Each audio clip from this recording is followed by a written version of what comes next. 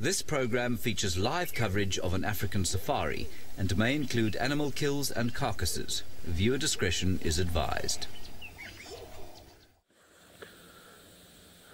Well, good morning everybody, and welcome to this live safari. As you can see, it was a cute start to our morning with a little scrub hare that has now well disappeared behind the thicket. Of course it has.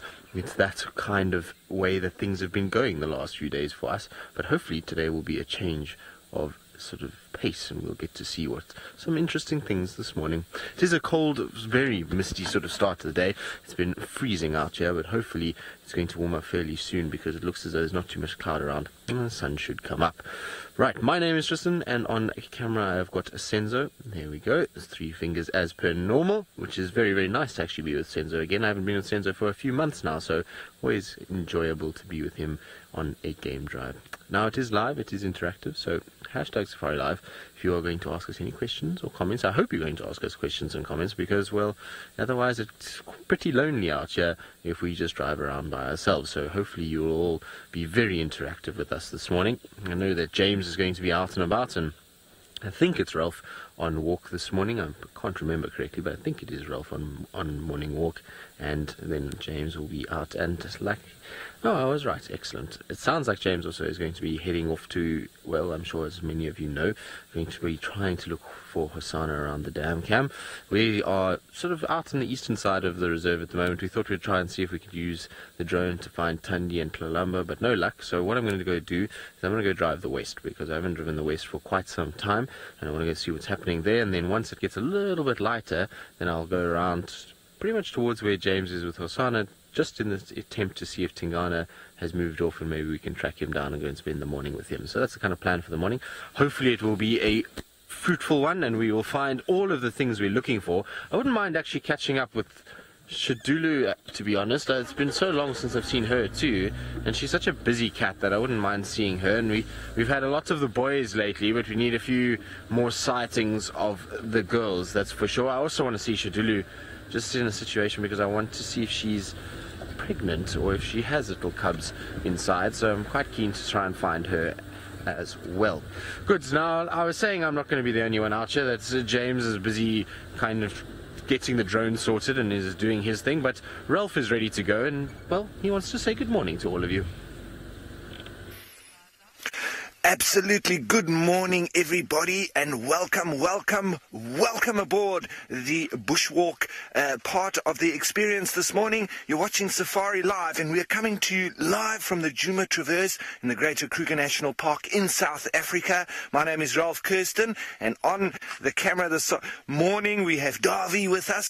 Now, morning, Davy. Morning to all of you once again. Now, please don't forget to join us on the hashtag Safari Live on Twitter and on the YouTube live chat. Send us your questions and your comments and get involved while we try our best to track and find all of these leopards around. It's not going to be difficult to find Hosanna. He's already down at the dam cam, very close to where we are here. Now, what we're just looking at is some of the tracks. I think this might have been Tingana as he was making his way down towards where Hosanna was, and probably also having a little bit of a bite to eat on that duiker that he's hung up in the tree. So those 2 males are in the direct vicinity, and I think for us, we're not going to be taking these tracks because we know exactly where they do lead, where they finish off. What we're going to be doing is we're going to head on east. We're going to go over the Milwaukee, away from these 2 leopards, and go and look and see if we can catch up and find Tundi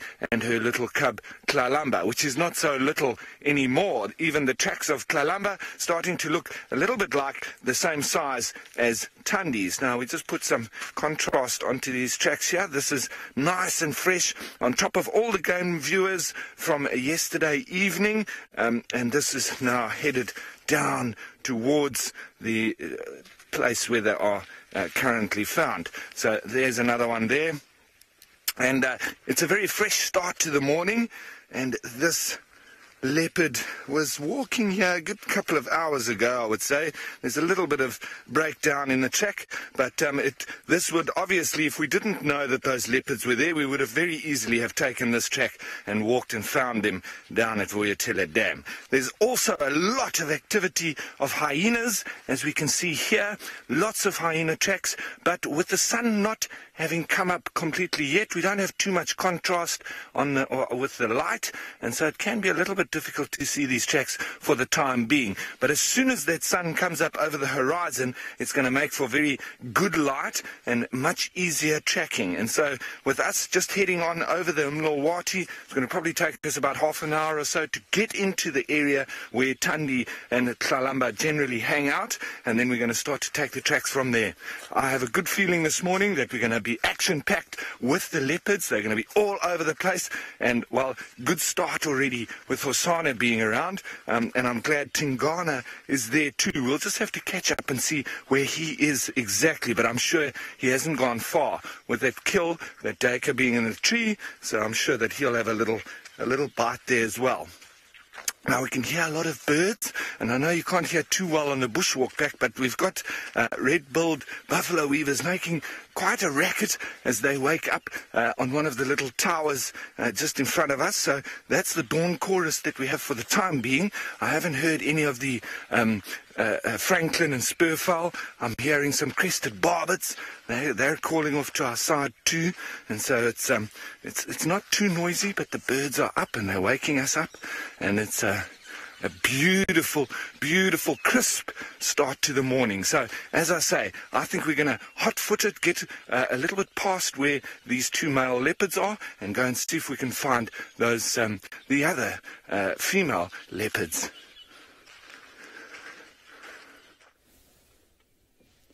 Well, here's a male leopard, everybody. Good morning to you. I hope you're having a marvellous day today.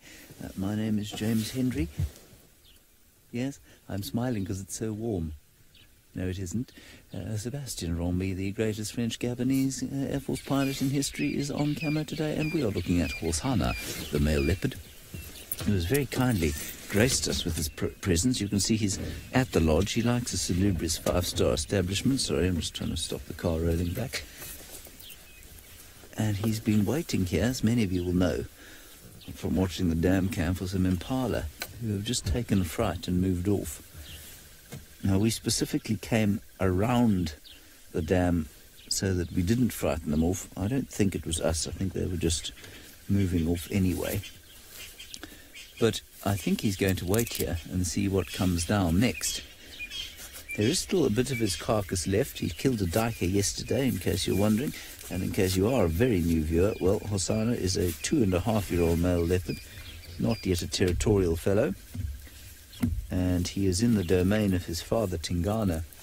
And the two of them were together yesterday. If you can believe it, that's very unusual. But Horsana, which is who we're looking at now, is an animal that very much enjoys company, which is very strange for a solitary leopard, and he often seeks out his father's company.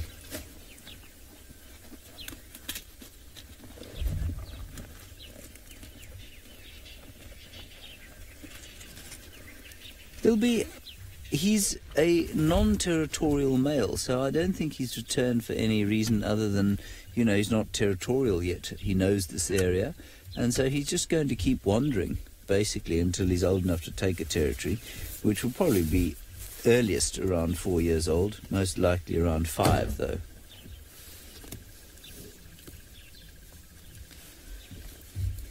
He's just looking up towards the lodge there.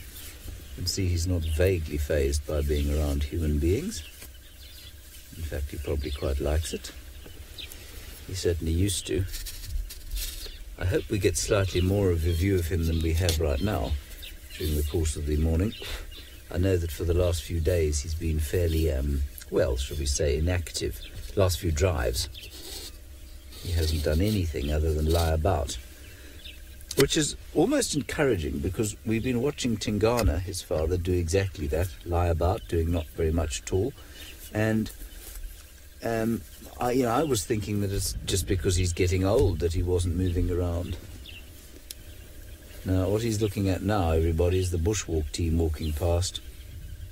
They've got a long way away. He's just quickly having a look at them going by.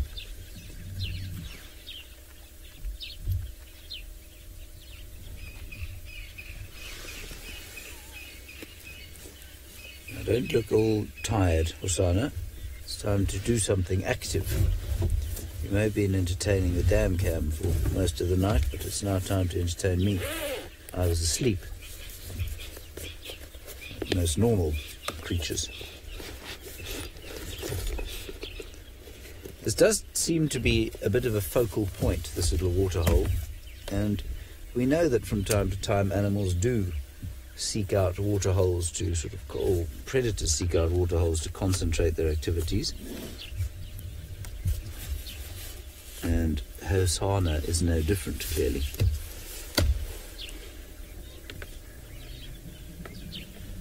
This is Sebastian trying to make an entertaining photograph or video of an animal that is not moving. And whom we cannot see in its entirety. Come on, Hosanna, do something entertaining. Pirouettes, dances, whatever you like. All of you commenting on how beautiful you think he is? Well, yes, he most certainly is not what one would describe as an ugly cat.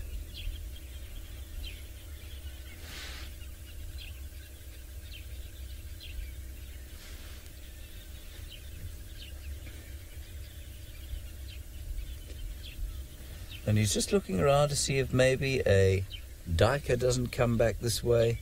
There was one earlier. I'm surprised he didn't cap that one. Alrighty, let's go across to Tristan. He is down south on the very coldest part of Djuma.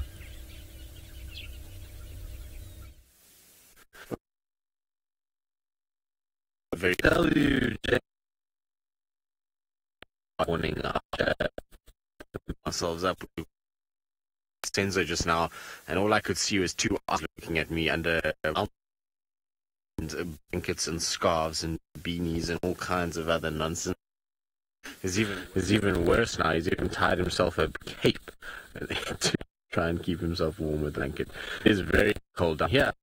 But as you can see, there is a beautiful orange ball that is hopefully going to make things nice and warm. Right, so it sounds like there are a few gremlins that are invading our vehicle. So while they're that, let's send you how he's coping with the Mulawati cold. Well, like Tristan is trying to show you there with the gremlins getting him, but with us here, it is a very, very beautiful morning. It's that sun's starting to come through now. It's absolutely glowing. It is very impressive, and we're all just trying to keep warm. At least when we're walking, we don't have too much wind. The guys will be getting a little bit colder in the vehicle. Now, I just happened upon a bit of a hole here, and I'm just trying to work out exactly who this might have been, and I'm looking in here. I can see some little claw marks there, and this would generally have been either a porcupine or, and the one that I'm thinking is maybe a honey badger, because honey badgers do dig more sort of randomly, but they almost seem to go sort of straight down. And what he'd be digging for here, if it was a honey badger, I would suspect that he was maybe after a dung beetle's little nest, or the ball that they've managed to bury in the ground there, and then the grubs or the larvae are inside that ball. So I'm not quite sure who this might have been. There is a bit of an extra hole running through here, so I don't know if that's a little hole of a rodent. I always get scared. I don't particularly want to stick my hands too deep inside there. You never know what might be waiting and give you a little bite. So it does seem... Oh, yes. I'm wondering... This might not have been actually either of those, because I do see on the side here there's some very little tracks here, and I wonder if it's just a rodent that's had his burrow sort of collapsing as he was building it. I don't know. This is quite a mystery to me, because it does now head off on both sides, unless something was after trying to get at this little rodent. Jeremiah, you think anteater or aardvark? I would have to think against that, Jeremiah, because I don't think that this was after ants or termites. This seems like now what I'm coming out with is this is actually a rodent's tunnel that has been intercepted by something, or it's collapsed here. I don't quite understand, because the tunnel going off in this direction and then leading here. So this animal is now either dug. This definitely have been dug out, and I don't think it would have been just from the rodent itself. Maybe the rodent has now used it as an unlikely escape. But the actual reason for this big hole being dug here was because, I would say, I don't know actually, whether it was actually a honey badger who's dug it out. It's incredible. Indigo girl, that's it. I'm a bit worried. You know, there might be a little snake waiting or something like that. So I'm going to leave that hole alone. But that's quite a mystery to me. Definitely a rodent's little burrow that's running along there. But what has actually landed up digging that hole out? I'm not quite sure. And I can see the little rodent tracks. But whatever dug it out was a bit bigger than a rodent. He's actually pulled that out. But, well, that's on our first little bit here. So we're going to now continue on and see if we can pick up some tracks on Tande and Tlalamba. And, well, speaking of a leopard, James has one. So let's go to him. Well, yes, we do have a leopard. We are around a leopard, certainly, but he has managed to disappear entirely into the grass, so we thought while we waited for him to have yet another snooze, we'd have a look at the sunrise, which I think is an excellent idea because it's very beautiful. Chilly morning, about minus 10 degrees Celsius or so, minus 500 Fahrenheit. It's not true, of course. I'm going to estimate that when we came out here it was about 9 degrees Celsius or so, which is about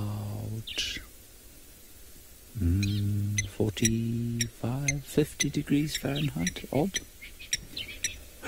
Look at that, Sebastian, it's the sun.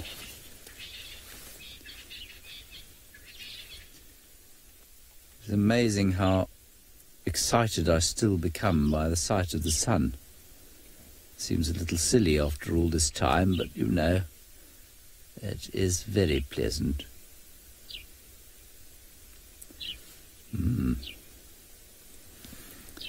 Very pretty. The cat has not lifted his head, in case you were wondering where the cat is. He has not bothered to raise his face to the rising sun, which of course he should. He should be appreciating the sun. But he is not.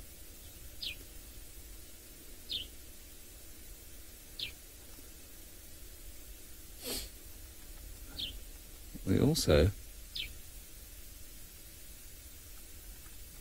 have a derv. You see the derv there? It looks like a laughing derv that I was trying to take an illegal photograph of. It's now flown away.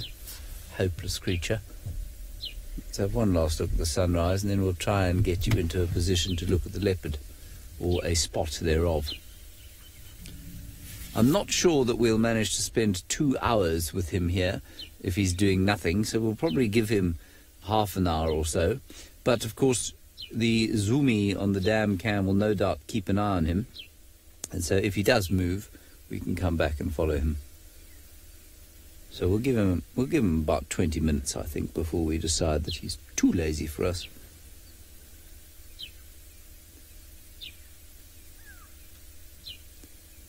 And here maybe the old sparrow calling. Choop, choop.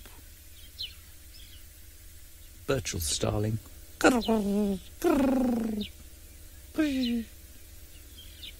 Dreadful rendition of the Birchall starling. But that is sort of what they sound like in the morning. Otherwise things are pretty quiet out here indeed. To be expected, of course, in the winter time. One doesn't expect the Fifth Symphony in winter.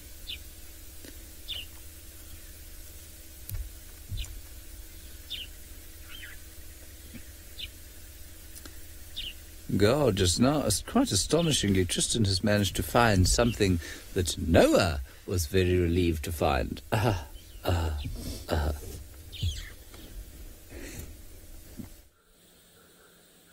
Yes, James, indeed. Noah was very excited to find a rainbow, and it is a beautiful rainbow with the most ridiculous light in the foreground. Everything looks this orangey kind of purple color, and then you've got this beautiful big rainbow that's kind of coming over this tree. It is a beautiful sight, I must be honest. It's really very pretty out here, and if Hosanna stands up now, James is going to get the most ridiculous light. Honestly, it's kind of filtered a little bit by some cloud, and it's really this soft gold light. Absolutely beautiful. I wouldn't mind having a leopard of my own sitting in this light. It would think it would be very pretty, especially up in a tree. I think you would be quite happy if there was a leopard perched in that tree with the rainbow in the background. But isn't that pretty? I think it's a nice start to the day. Maybe it signals that we're going to have some luck today with the rainbow kind of stretching over the sort of tree and onto Djuma, so maybe it's going to be a lucky day for us indeed. Now, you wouldn't expect to see a rainbow at this time of the year. Normally, you know, they're reserved for summer months, but you know, with a bit of kind of inclement weather that we've had, there's a lot of moisture in the air, and therefore with the sun coming out, that's why we're actually seeing it. Now, I believe a lot of you are saying wow and that it's very beautiful. Well, it is, I can tell you right now. You just kind of have to stop and just gaze upon it and really just appreciate it. It's actually quite a nice time just to listen to the sounds of the morning. Not that there are many, but there's the odd bird that's been chirping. But it's interesting how quiet the bush has felt since I've been back.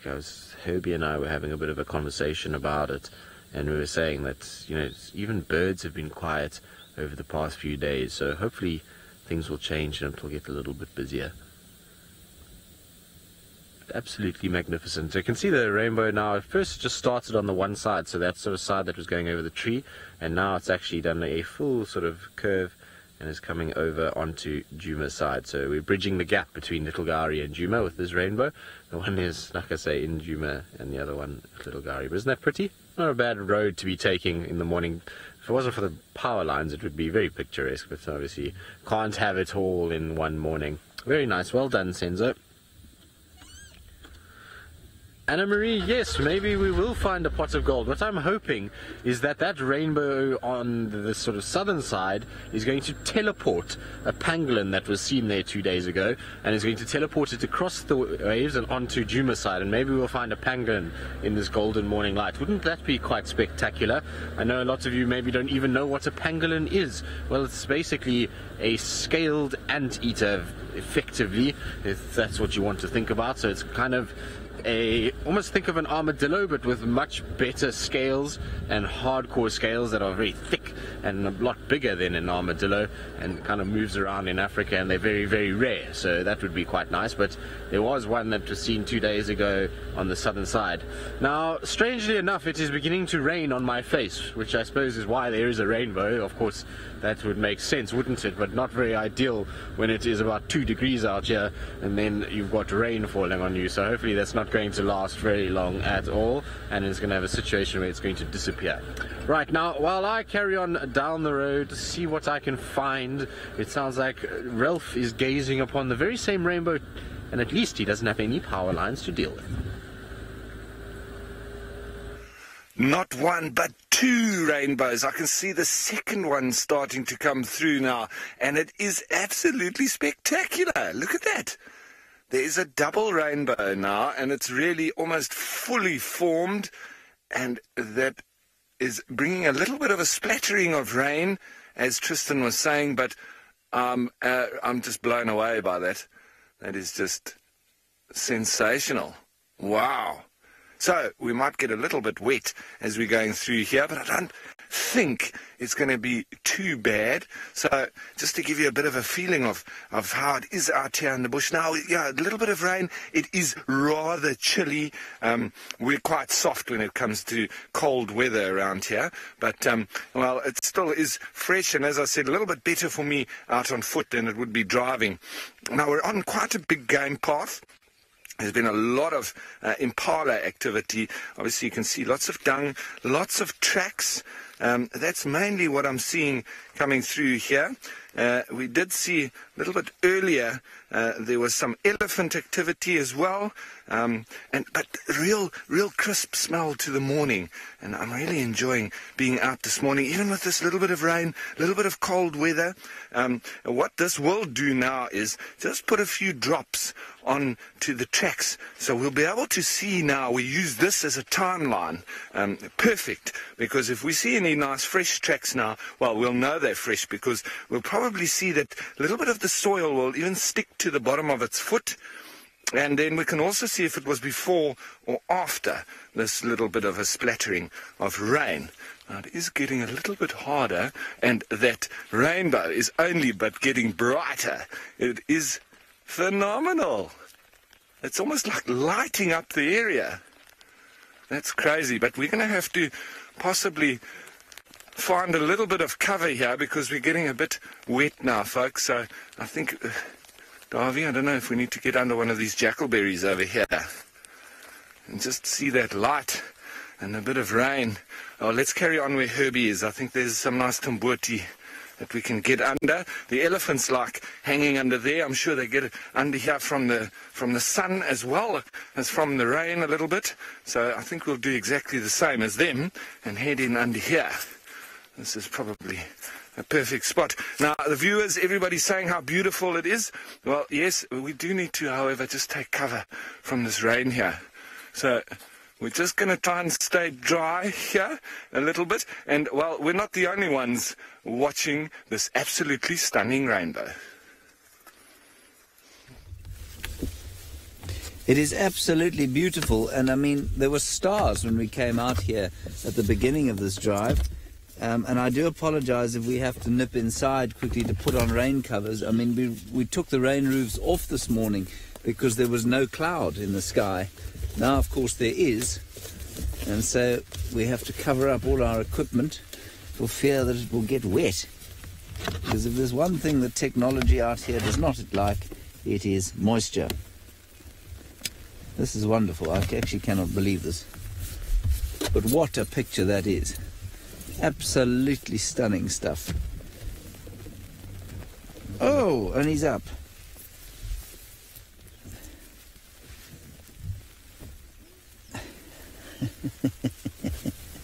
I wish I could take a picture, but if I take my own camera out, it's going to be, well, it'll be destroyed, basically.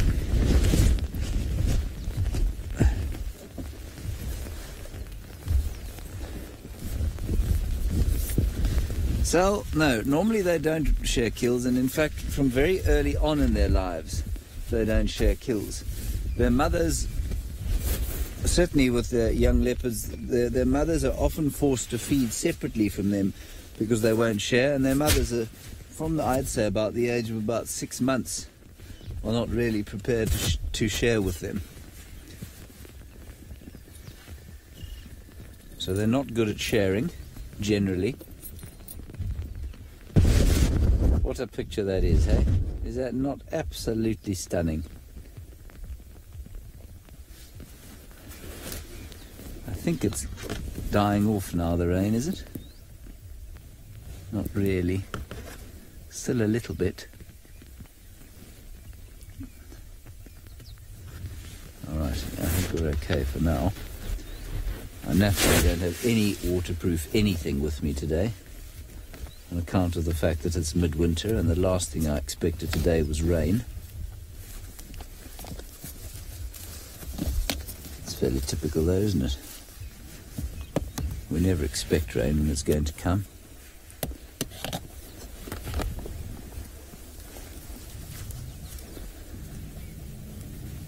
Alright, Tristan has got a rainbow reflection. He doesn't seem quite as afraid of it as I am.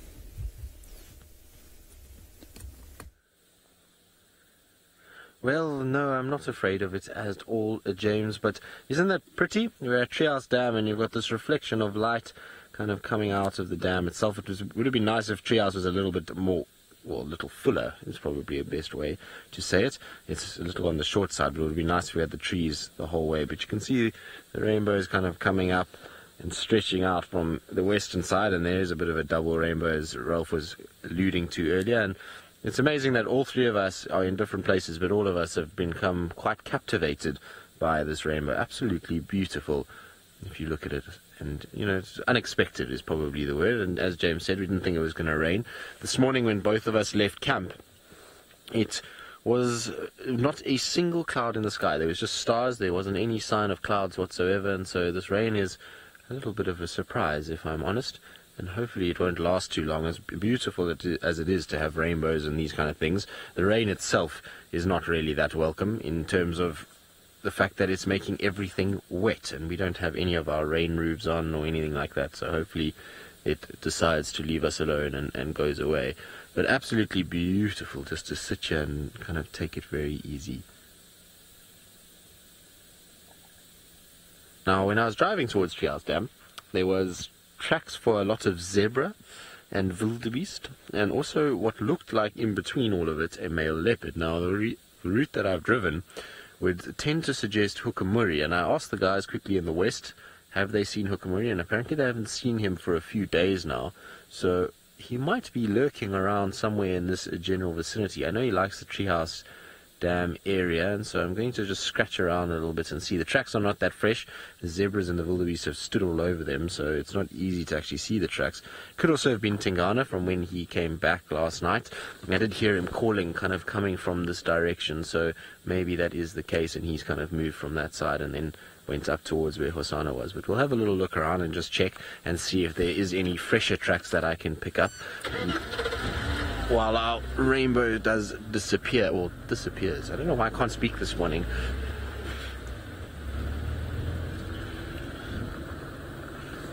Dory, no. So the bush will not get green growth with this little rain, and this is not even enough to settle the dust. It really is just a light sprinkle. What we need is a lot more rain, and you also need longer days with warmer temperatures. So even though the bush, that's a cool little bird. Now don't fly away. So there's a little long-billed crombeck that's in the top of this tree, and we don't get to see them very often at all. You see it there? No, don't fly away.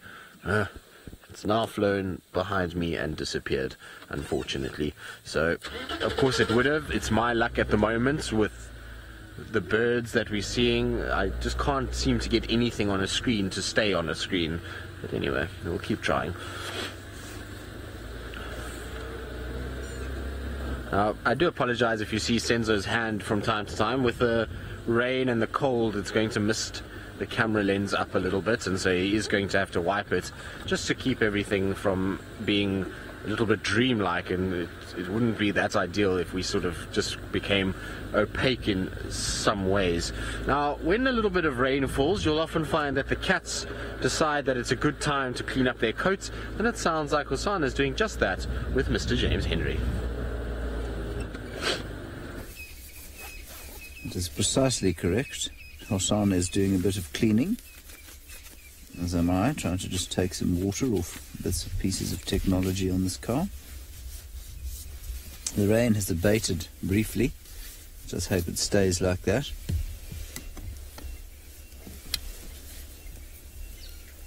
What light this is, though. Too gorgeous. Yeah, I think the worst of it is probably past now. It's going off towards the east, which is something of a relief. At least the west, that is the west you're looking at there. What a picture of the clouds that is. Gorgeous.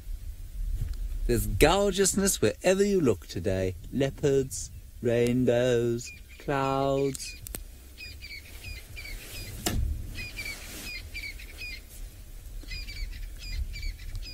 Sun.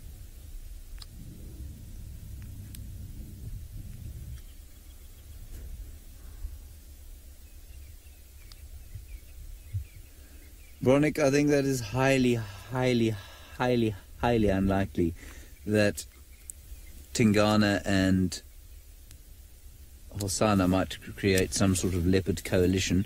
Doesn't happen, and I mean I'm saying it's highly unlikely in about the same certainty as I would say it's impossible, and that's simply because it hasn't been recorded. So while it is possible, perhaps, I would say the chances are minuscule to the point of being negligible. So the quickest way to get egg on one's face out here is to make a definite pronouncement, and so I'm not going to do that, but I would say it is almost impossible. The question would be, why would they form a coalition? What benefit would they get from it? They're not programmed to do it, so why would they do it? What benefit would Hosana get from being in a coalition with Tingana? And the answer was probably very little. They don't want to compete for mating rights. I suppose it's possible, you know, that let's play out the scenario. So Tingana becomes non-territorial, tolerates his son in the territory, basically cedes over the territory to his son and lives with him. But they're not programmed to live in brotherhoods like lions are. And so I just don't see how it could work. But gee, it would be fascinating if it did, wouldn't it?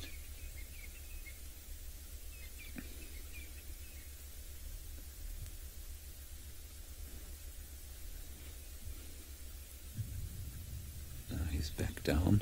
We've come the side of him to the bottom of the waterhole because we're hoping to get some of this golden light on him. If he'd just sit up out of the grass, we'd get some wonderful golden light on him. Shall I go backwards slightly, Seb? Do you think we might get some golden light on him then? Anyone. He definitely wants golden light. That's on me at the moment. See, better I look. I don't look nearly so freaky.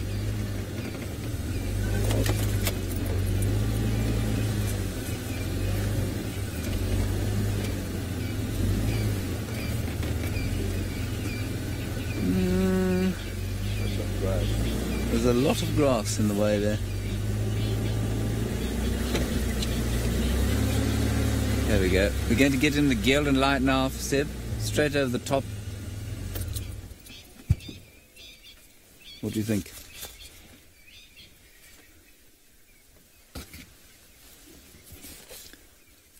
Oh, he's put his head down. How beastly typical.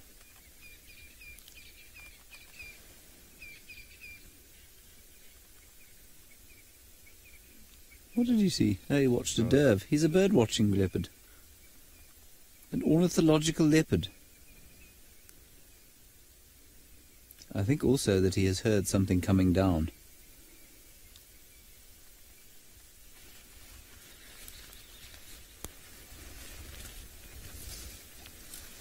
Oh, there's so much gold out here right now that even Ralph wants to show you some.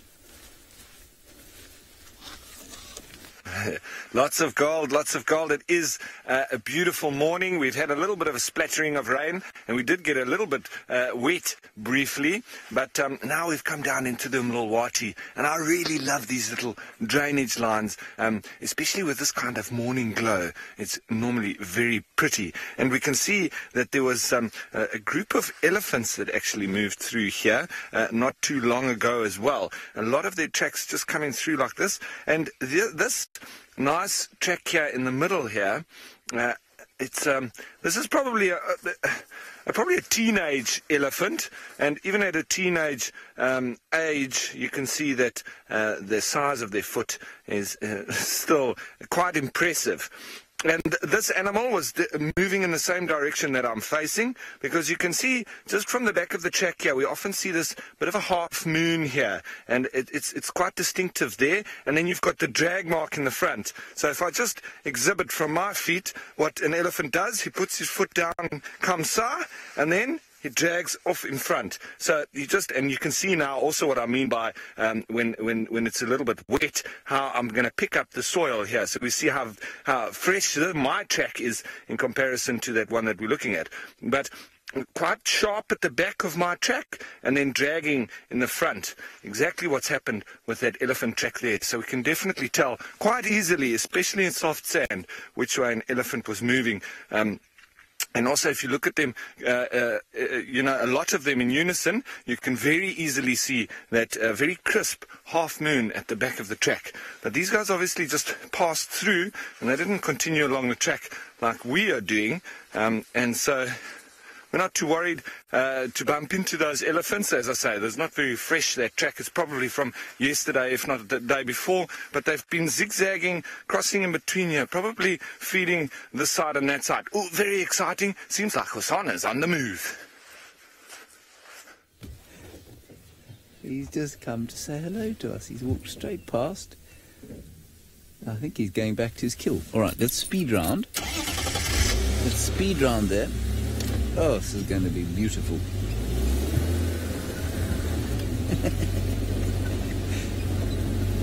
Wow, it's special to see him again.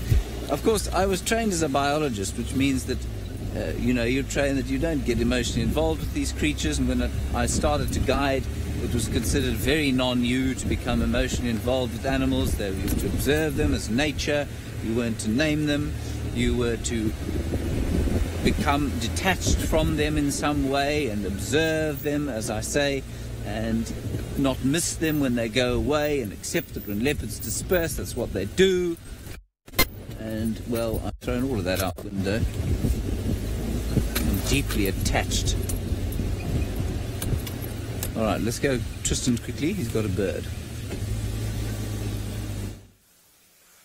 I do have a bird, James. I have a rather stoic-looking Swainson's spurfowl. Now, Swainson's spurfowl are pretty common in the Kruger Park region. It's just we don't see them that often here on Djuma. They are around, but they're not as prevalent as maybe the crested francolins. We see a lot more of them.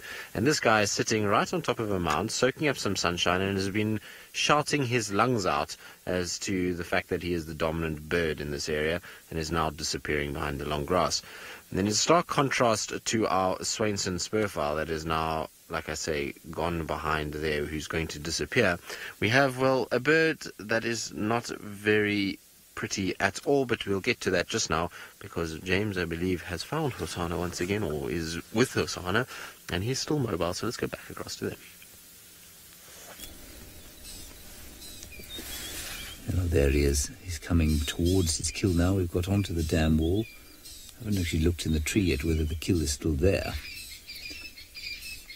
but I think it is.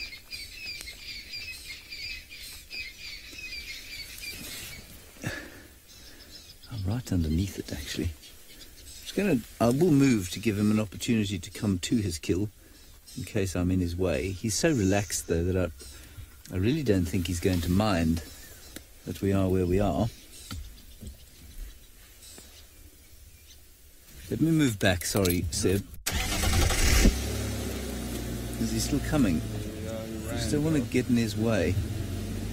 There we go. Let's just give him a chance to get past the front of us. There you go, boyo. All yours. Let's wait here. Excuse Thelma in the way.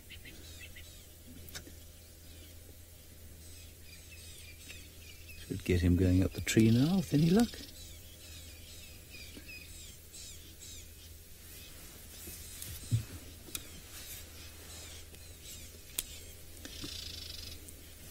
There we go.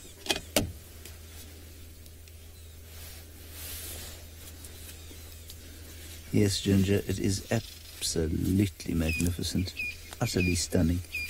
What we're seeing here. Sorry, I just have to quickly dry the game drive radio. Sharpening his claws, like all good kitties must in the morning.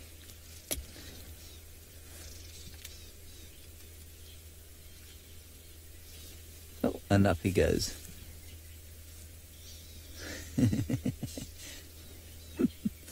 I know we're the wrong side of the sun here. Seb, I'm going to reverse, do a 180-degree turn, once you've recorded him climbing the tree, of course. Where is the kid? It's just below him, but I think that it's behind the bush, and I don't think we're going to get it with this light. Okay. Let me just do it 180 and then reverse the other side of the tree.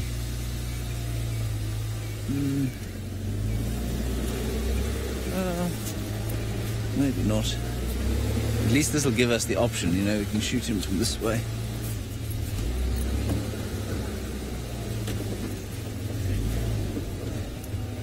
Probably making a mistake here, but you know, 50-50, 6 of one, etc.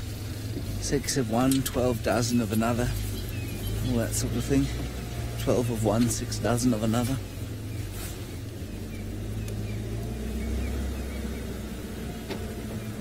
Yeah. Let's go with me instinct. Go with your instinct. Don't think of anything else.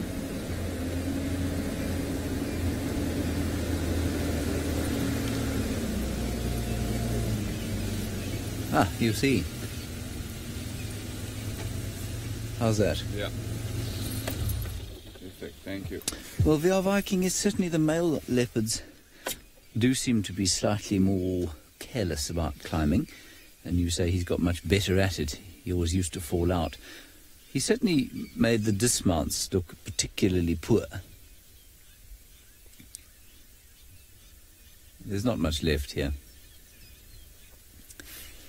Quite interesting also, you can hear you might be able to hear a squirrel swearing at him. And the squirrel's a long way away from him, and we often say, oh, there's squirrel's alarm calling. We go and find the squirrel, but the squirrel has got amazing eyesight. And we go and find the squirrel and then try and see where he's looking, and it's just so far away from where the actual predator is.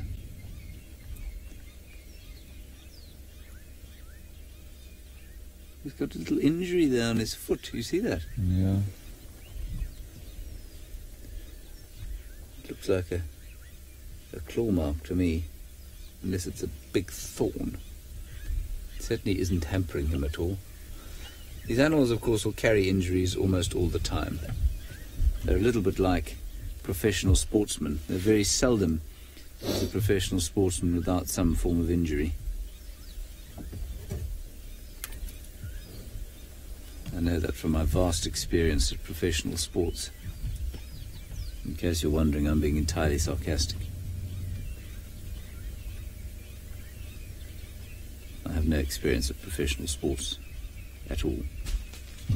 He's dropped it.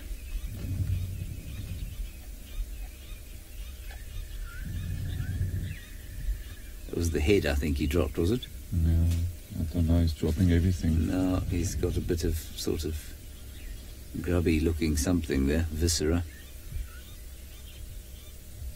Yes, Tim, bon appetit to you too. Ugh, yuck. Oh, it's the intestines. No, it's not. It's still a bit of the head. Yes, I think it is the intestines attached to the head. That is the alimentary canal, if I'm not mistaken. Where are you going with that?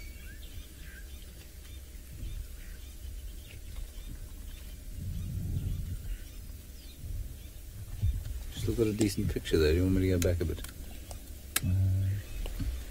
Yeah, let's go back Just a bit. go back slightly.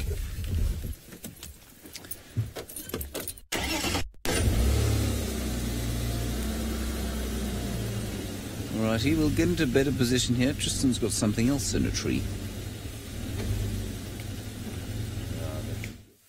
I do. I don't have a leopard, which is what James has got, and I'm thoroughly jealous that he does have one. But we do have a vulture, and this is our vulture nest that we followed the whole of last year, and it should be time now that these vultures are incubating the next clutch of eggs. So hopefully we've got eggs inside there. The way that the female is kind of sitting on the nest itself is indicative of the fact that there might be eggs there. On a cold morning like this, she will nestle down and just try and keep those eggs nice and warm, and so, or the male as well, both of them will do it. And so that's why I think there might actually be eggs in it now. So it'll be interesting to see how long they've been here. I'm not sure if any of the other guides have kind of stopped here and sort of looked at this in the last few weeks, but it'll be interesting to know how long it's been since they've been sitting back on the nest, because just before I left, the sub-adult, or the chick from last year, was still present, and both adults were here, but they never sat on the nest. They always were just sitting around it, whereas now they're actually on the nest itself. And so hopefully There are little eggs there, and we'll see a vulture chick fairly shortly. Well, I suppose it won't be shortly if it's new eggs, because it can be about 44 days for incubation of the eggs before they hatch, and so it'll be, depending on when she started, could be a month or so away from when we'll actually see little chicks on top there. But very cool to see. At least we know that they're nesting again, and it's always wonderful to see vulture nests, because obviously the vulture numbers are in decline, and so it's always good when you're getting positive growth in the population. Lauren, I don't think other birds intend to lay dormant eggs, but there are times when eggs won't hatch. So recently in the Mara we had the crown cranes were nesting, and they had 3 eggs, and of the 3 eggs it seems only 2 hatched. So there are ones that do not eventually kind of hatch and chicks don't come out. It does happen, but you'll find that those eggs are very quickly eaten up by the various predators out here. So things like monitor lizards and that will go in and take those eggs, but it does happen from time to time, but very, very seldom. Most of the time you see wild birds laying eggs, all the eggs will hatch and little chicks will be there. Whether or not those chicks all survive is of course very, very different story, and particularly in birds of prey you'll often find a siblicide situation where the chick that hatches first will actually kill the younger chicks to reduce competition. It happens a lot in vultures, so we'll just have to wait and see how many chicks we actually get. I'm pretty sure we're just going to end up only seeing one. The angle of the nest won't allow us to see how many eggs are actually in there and how many hatch, but like I say, the siblicide is very common in vulture chicks, and you'll find that the one kills off the others and then it survives on its own for the rest of the time that it is dependent on the adults, which is also a very, very long time. And they'll be in these nests for close to 180 days, sort of waiting to get their feathers and being able to fly. Ladybird, yes, only one brood a year, and the reason for that is just because of the time frame. So I was saying just now that they incubate for about 44 days, and then after that they will raise that chick for about 180. So that's already 220 days out of 365, and so generally they only breed once a year, and it's at this time around July you'll start to see them nesting and starting to lay eggs, and then they kind of normally start to see the chicks around the end of August. Now I can hear some elephants in front of us as well. I can hear breaking of branches, so let's go and investigate that. Let's leave our parent to incubate in peace in the golden morning sunshine, and let's go and try and find these ellies, because I can hear branches breaking. Now, while we hear branches breaking, I'm pretty sure that James is also hearing the cracking sound, but it's that of a poor little duiker's skull.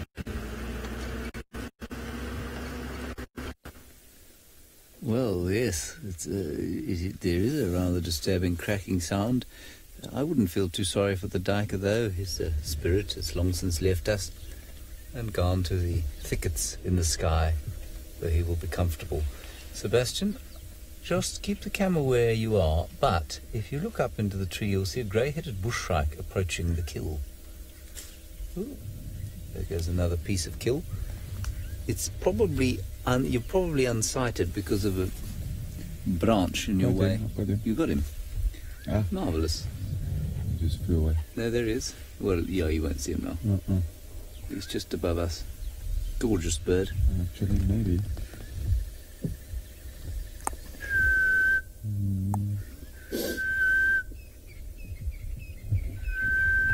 He's flown off now. Oh, what a satisfying morning, everybody. Sunlight, stationary, so we don't have the chilly wind cutting our faces to pieces. Hosanna in a jackalberry tree. There's only one individual in this area for whom today is not a wonderful morning, and that, of course, is the recently departed duiker. And possibly the recently departed duiker's family. Not that he had one.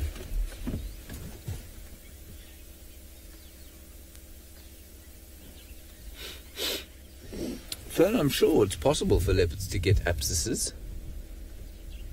You know, an abscess, as far as I'm aware, is a death of a nerve, or the infection of a nerve, should I say. That could happen. So, yes, I'm sure that they do get abscesses.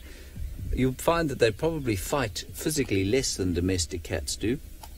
Domestic cats retain some of their wild instincts to avoid conflict, but you know, there's so many of them in such small spaces that it's almost inevitable that they will have physical conflicts. And so if there is an infection in a nerve, then yes, they could get an abscess. Just going to get on the radio. Affirmative, one station here, he's on the dam wall. Affirmative.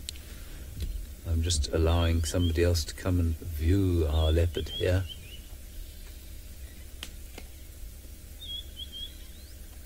You can hear, which of course is the magnificent white-browed scrub robin. Voice of an angel, looks of a hog.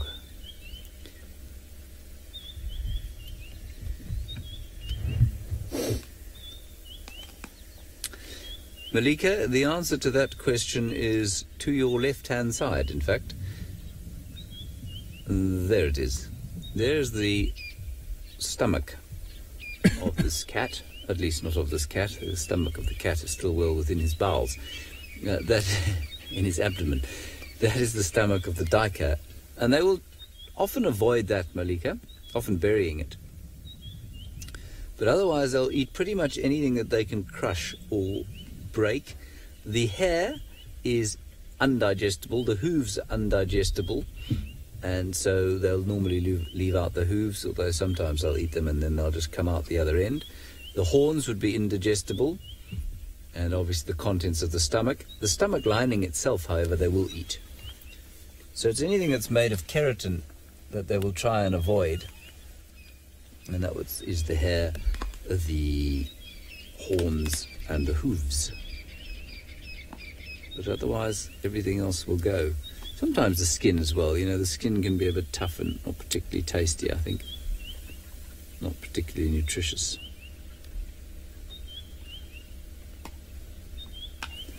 He's not doing much in the way of looking up for us, unfortunately.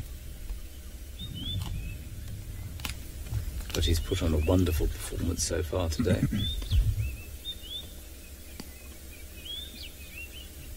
We've all been kind of taking it in turns to come and sit with him over the last few drives. Poor old Sydney had him last night and he did absolutely nothing. He did not move for 2 hours. Sydney went away, came back, and the action had already occurred. He'd rolled over once.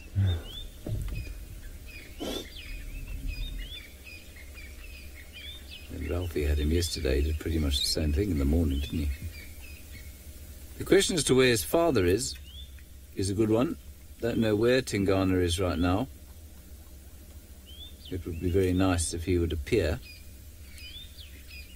Apparently he went off towards Mvubu Road, which is north of us and east of us. But, you know, they could easily just change direction.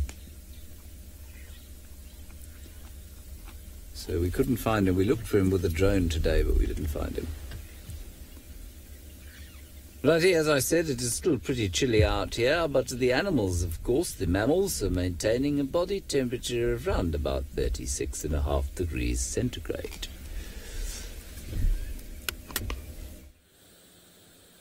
They are, and as you can see on our flare, that it is incredibly warm if you are an elephant, except for your ears. So you can see the ears are much, much cooler than the rest of the body. The rest of the body is nice and hot, but the bottom of the feet and the ears are quite cold in this morning's cooler temperatures. But it's a nice big herd that we've got here. It looks like at least, I'd say probably about 20 of them that are stretched out all over the place. You can see they're kind of on the road there. I'm going to try and actually get into a place where we can get onto the main road and then watch them all crossing, because we've got the tail end of the herd at the moment. And so you can see there's one that's kind of going across the road, and he's just catching up with the rest of the females. And so nice to see nice big elephant herds once again. But like I say, what I'm going to do is I'm just going to go back so we can actually get them all on the road. I can't go to my left because I've got a female right here and we don't want to disturb her, so I'm just going to go back a little bit. Also try not to crash as we do this. Now, of course, where I wanted to go, there's about 1 million trees that seem to be standing in my way, which is not ideal. Let's go back a little further. Here we go. There's a gap. We found a gap, which is good news. So just slide through this little gap here. Hopefully there's not any big holes or anything like that. No, all seems well and fine. You just go around the mitre drain. Check both sides because this road is very busy and people tend to drive very fast on this road, and so it's always good just to make sure that when you come out here that you're not about to get hit. Oh, there's also leopard tracks. Look at that. Fresh leopard tracks too, for a female leopard. Very fresh leopard tracks. That's exciting. Looks like Shadulu's tracks that maybe have come onto the road here and are going northwards into our area, which is very good news indeed. Well, we'll get onto those just now. Let's enjoy our Ellies for a little bit while I kind of just decode what's going on here. But you can see there's a number of them all running down the road. Lots of little babies in this herd as well. There's two tiny ones that are in amongst them. They should come out onto the road fairly shortly. They were just off to the right-hand side, so I'm hoping they will come out just now. But there they are. You see there's one's little head. You can see the two in the background are busy playing, and that's two bulls that are busy having a good game. And there come the little ones. There we go. Hello, little ones. There's something about little baby elephants running down a road that brings joy to one's heart. It's very difficult to be upset with life when you watch a little baby elephant run around. And those two have got very lanky, long legs for their age. They kind of look as though they're a bit awkward in that their legs don't quite match their bodies at this stage. Isn't that cool? Oh, so nice to have a little bit of an Ellie roadblock once again. It's been a long time since we've had that, and there's just more and more piling out of the bush, and it's really very pleasant just to be watching them this morning. It would have been nice to have found them earlier when there was that little bit of rainbow and rain. It would have been absolutely spectacular to have them. Now you'll see a few of the bigger females are also coming out as well, and they're going to cross the road. And so everybody seems like they are going southwards, which is not the worst thing for us because, well, it means that hopefully I can track this leopard down because the tracks go where the elephants were, and so hopefully I can find the tracks again and follow them away from where the Ellies are at this stage. Well, while we do that, let's send you back across to Ralph, who's got a insect, well, not an insect, an arachnid with 8 legs. Definitely 8-legged little wonderful nest that has been created here, and with the a little bit of dew and a little bit of rain, it has now made it absolutely beautiful. Now this is a tropical tent web spider's nest, and there's looks like a couple of them sort of amalgamated into one, and there's other little spiders that have also built their nests on the side. It's a little bit like the red-billed buffalo weavers and the oxpeckers, and then other birds making their nests on top, etc. But beautiful, with a bit of condensation on these web and silk here. Then you can actually see it very nicely. And so tropical tent web spider, we can actually see the real shape of this tent very, very clearly now. And that's how these spiders actually do catch their food. And when it's a little bit rainy like this or wet, I would imagine that spider is using this as a little bit of shelter as well, because she is actually hiding up in there, right inside underneath the tent.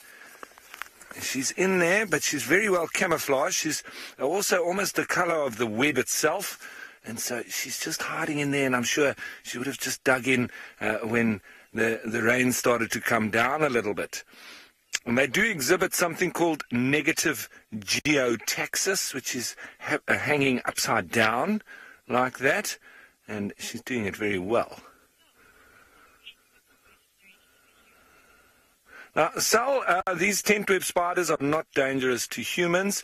They are not particularly venomous, and so we don't need to really worry about them at all. Excuse me. And what you can see here is nicely all these little web or silky branches. These are not sticky, as you can see there. When I put my stick on it, it doesn't stick to the stick. And all of these are not sticky. These branches that are going in all the way down to the bottom. When I get to the bottom, those ones there are sticky. If you can see, I don't want to break the web, but I just want to indicate the stickiness of it. Because the little insect will fly into these and get sort of caught up, but not stuck, and fall down, down, down, and eventually get stuck on that bottom layer, or almost the top part of the tent, if you can look at it like that. And that's when the spider will run out from underneath her hiding place and then wrap it in silk, and then that subdues it, and then it will inject its venom, and that normally liquefies the prey, and it externally digests the little insect, and then it just sucks up its juices. It's a nice thought, eh? Wow. And we do get another arachnid called a solifuge. They also exhibit external digestion, but they do it mechanically, not with liquid. So they've got these big mandibles, and they literally mince their food externally, and then literally just feed on the juice that they've pulped out. So arachnids are quite scary in that sense, but very, very important in the ecosystem as well. I'm sure there's lots of people going, what? But it is incredible, and I think it's really pretty as well, with this little bit of moisture and this light, etc. It is fascinating.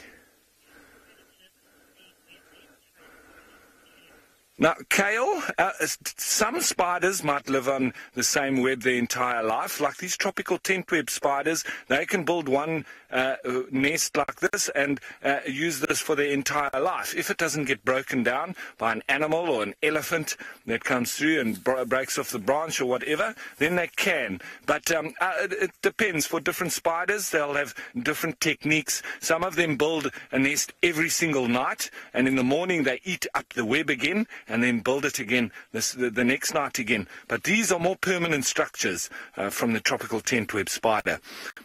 So ones like the bark spider, they make their nests every night. Well, I think it's time to continue on the leopard search, and I'm going to go and take those tracks.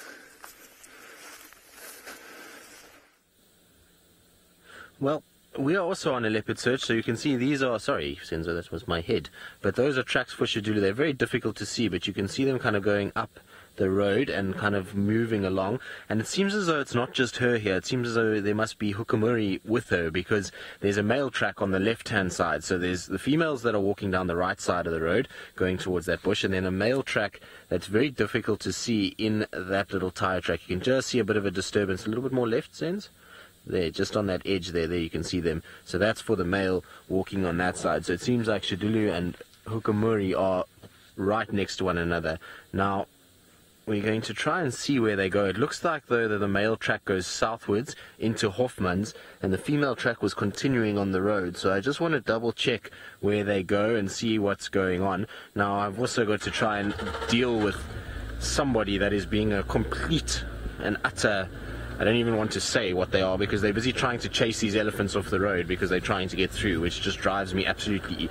Nothing makes me more irritated when people do that and rev at elephants, because it just makes elephants get into a bad mood, and that's not ideal at all. So let me go and just deal with this quickly, because, like I say, it really frustrates me when people rev at an elephant. It's not in any way necessary, and we're in a wildlife area. And when you're in a wildlife area, you should be waiting for wildlife to move, not just trying to move it yourself. Right, while we kind of do this, let's send you back across to James, who's still with us, Hana, enjoying his breakfast. Yes, Hossam is still enjoying his breakfast, and I think waiting for the wildlife to move is certainly something we have to do when we are using the thermal drone. Because unless the wildlife is moving, everything tends to look like a sleeping maggot at the bottom of the screen. There we have Osana now moving the head of the duiker. You can see there there's very, very little left. I suppose he must be, not to put too fine a point on it, sucking out the brains at this point. He's probably also enjoying the muscles around the head, so the what would be fairly powerful jaw muscles, because a duiker is a ruminant and so therefore must re-chew all of its food. That duiker's not going to chew anything anymore.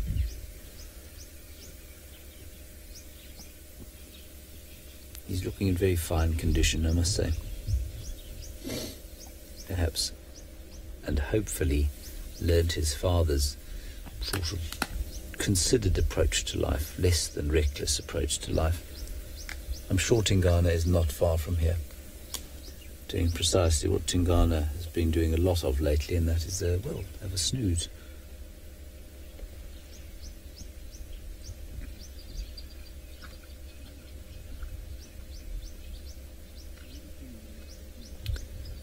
Yeah, I think that he would, Sarah. You know, these animals are very quick on picking up on injured animals. They will seek out prey that is injured or sick or infirm. It's one of the reasons that if you're a human being walking around at night in a camp, you use a torch. It's half to see the animals that might be around, but also so that you don't look like you're stumbling about, unable to see, because they pick that up enormously quickly. And so, yes, I would say that if Hosana was to limp in front of him, he would know precisely that he was injured. Now, how he would react to that, I really couldn't tell you. I do think it's quite telling, though, that this kill is still in this tree and not completely devoured. And I think it indicates that Tingana probably didn't have a go at it last night. I don't know if anyone saw him come up here. So either he didn't find it, or he didn't really fancy scavenging from Hosana.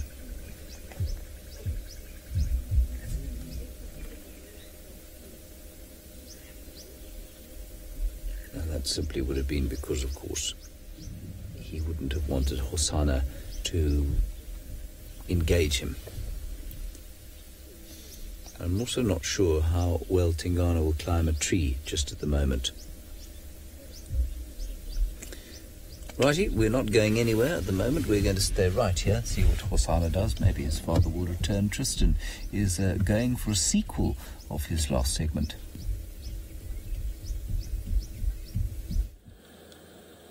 Well, yes, we've managed to sort everybody out, and now our Ellies are as relaxed can be, which is why it frustrates me when people try and chase them, because there's no need with these Ellies.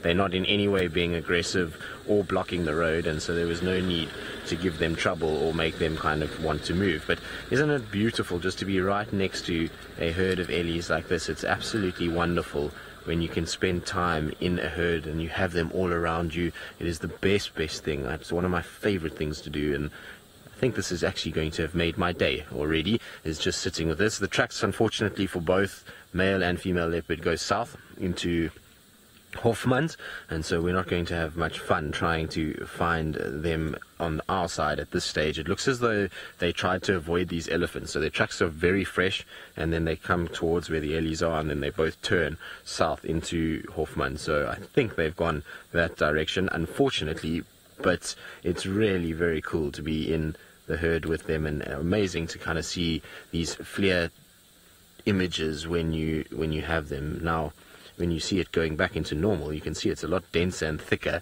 and more difficult to actually see these Ellies. You can see how easily they disappear. Now, for some reason, what's happened is these Ellies have all of a sudden decided that they're going to move. So there must have been some sort of communication, because they were all feeding very gently and kind of not doing much at all. And now they've just started to move very quickly. And there's lots of boisterous games being played between a number of them. Sens, I'm going to move you forward a little bit, because they should come out onto the main road.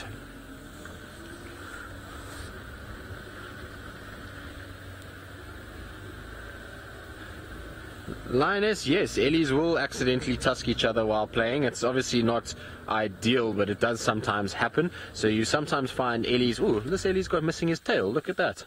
So this one elephant at the back here is missing the tip of its tail. I wonder if maybe hyenas didn't try grab it when it was younger. You see it in the Mara from time to time, because the hyenas there often are trying to kind of get at the elephants, and they'll grab the tails and pull at them, and that's why they lose them. So I wonder if that's happened to this little one when it was a baby. Interesting, not very often in this area do you see Ellies without tails. But back to our tusking. So when the bulls play a little bit, sometimes you'll see that they actually nick each other with the tusks, and they get little cuts around their faces. Every now and then you'll see if it's bigger bulls, they will tusk each other and hurt each other. In fact, the elephant that died a few months ago on Juma that Brent found, he had been tusked by a big adult musk bull, and they had a bit of a tiff and fight, and that's what had caused this sort of massive injury that caused that elephant to die. So yes, they can get tusk wounds. When the bulls are playing like this, the little ones, it's not very bad. It's normally just a little kind of nick that they'll get, or a little scrape or a cut. It's nothing major, and it heals very, very quickly. So, you know, they try to be as gentle as possible, and it's more about just pushing one another around and kind of trying to get into a situation where there's a little bit of pushing and shoving, as opposed to actually, you know, getting into full-on tussles. Now, it seems as though there's lots of traffic here this morning. This is why being on the main road sometimes is not ideal at all. There's lots of cars going back up and down. We still have these two Ellies on our side, which is quite nice. The rest of them have crossed over into Arathusa and are slowly but surely disappearing. But these two are still happy just to have a bit of a feed and just to sit and enjoy the morning.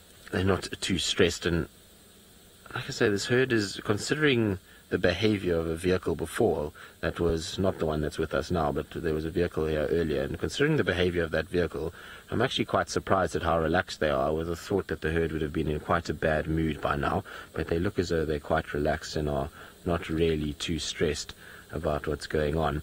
Now, the vehicle that's in front of me is a guy that I worked with a lot at Chitwa called Surprise, and Surprise is a very good guy, and he's just telling me now that the tracks for these leopards have turned and are coming back our way, which is good news. So we're going to have a little look around, see maybe we get lucky with these two leopards and we can find them, and while we do that, let's send you back across to Ralph. Well, look at that, everybody. It's very, very beautiful from up where we are at the moment. We've got a bit of light coming through, or sun poking through the clouds. And this particular area, it seems, is where the last sort of signs of Thandi and Tlalamba are. So we're circling around this block, and then we're going to see if we can pick up on any signs of where they might have gone in or come out.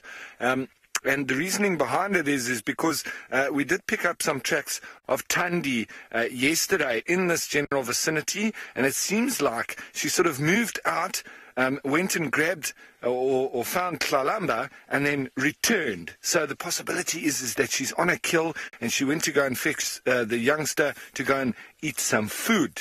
So that's what we're hoping for, and definitely are hoping that we might be able to find her. While we're busy walking along, obviously, a nice circle track like that you just see quite easily over here as well. Nice circle. This is obviously an odd-toed ungulate because it's only got one toe. There's no break in it. And this little thing that we call in the back there, that we see there, it's like a V or a triangle. We call it the frog. And I don't actually know why it is called the frog. Now, this is a zebra track, and if any of you do know anything about tracking, that's called the frog in the back of a zebra track. But if any of you have any information about why it is called the frog, I would love to know. Send your answer to #SafariLive on Twitter, because I've even spoken to some master trackers, and they always say that's the frog, but nobody can tell me why. So I'd like to know, why is a frog called in a zebra track? That is the question or the debate that I would like to have this morning, and I'd like to come out with an answer by the end of the show. That would be great, or at least a nice discussion about it and what you guys think. Why is there a frog sort of associated with the zebra track? It's just a little triangle at the back of the track. I'm pretty sure that you would get it in donkeys and horses as well. It's like that little funny piece at the back without having shoes on, the man-made sort of a metal piece that you would nail into a horse's hoof. I'm pretty sure. Okay, so the viewer's saying that yes, you do get them in horses. I just think with that horseshoe on, that you probably wouldn't see that maybe impressioning in the sand unless it was quite deep. So yeah, let's debate that with the horses. We also got a lot of hyena tracks along the road here. And as we can see here, this was Herbie that walked out in front of me. And you can actually see what happens with his track there. You see how it sticks to his, the sand actually sticks to his foot. and it gets raised there, and that sand below then is dry. So you've got some wet sand that gets shifted, and it also then stuck to his foot, and that's going to come off at some point as well. So you start to see random wet pieces of sand as well as these dry patches. So this is a steaming track. Herbie's just walked in front of us, and that's the kind of thing and track that we're looking for from Tandi, Shudulu, the cats, because if we can come across a track that's looking not obviously in the shape of a foot like this, a leopard track, but with this kind of characteristics on it, we will know that we're just behind that animal, and we'll be able to then call in one of the vehicles, and we'll definitely be able to find it. So that is ideally what we're actually looking for right now, and I'm pretty sure that if we work this block, we're definitely going to get signs of Tandi Tlalamba in the area, and then we'll be able to go in. I'm hoping that there might even be up a tree with a little bit of rain like that. It's a little bit wet, so sometimes a little bit uncomfortable, and so they do definitely like to go up in the tree, but they don't only go up in the tree when it's wet, they do so for food as well.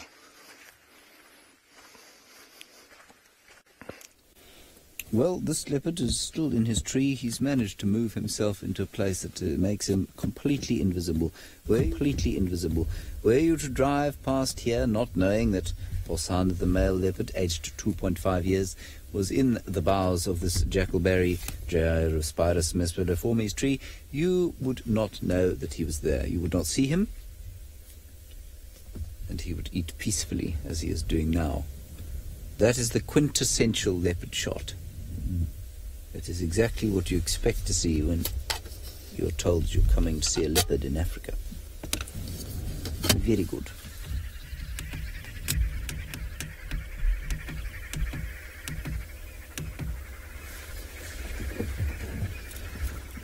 We are, of course, parked in a rather steep angle here which you can't see because Sebastian has cleverly leveled the camera, so if suddenly your picture does disappear, it's because of the angle that we're parked at and because we've plummeted down the slope that we're in now. And, well, it shouldn't be too dangerous. I think we'll probably be okay.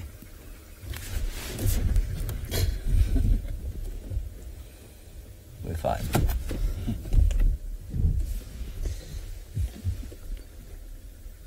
This is the only way we can see him, though.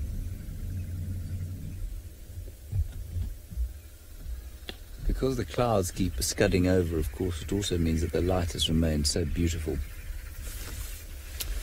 No, Stacey, I think vultures will steer clear of leopards. First of all, they're not going to see this kill because it's hidden beneath the boughs of a tree, and that's the whole point of, or one of the points of putting it in a tree like this. It doesn't attract scavengers, hides it from them. And secondly, while they will take on a cheetah, vultures, a lot of vultures, not one vulture, leopard, I think they would think twice about taking on. Leopard are much faster off the mark.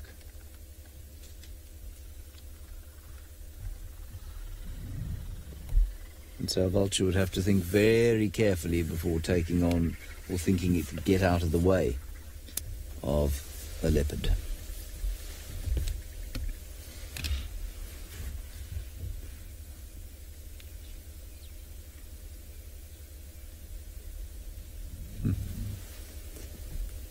Temperature's warmed up a bit now. It's probably, well, where I'm sitting in the sun, it's actually very pleasant. But I would suspect the temperature's probably around about 14 or 15 degrees Celsius now, approaching 60 degrees Fahrenheit. And the air is relatively still, which means that it's, well, certainly tolerable. Unlike yesterday morning. Sebastian and I felt thoroughly miserable yesterday morning, and for the whole day in camp, actually.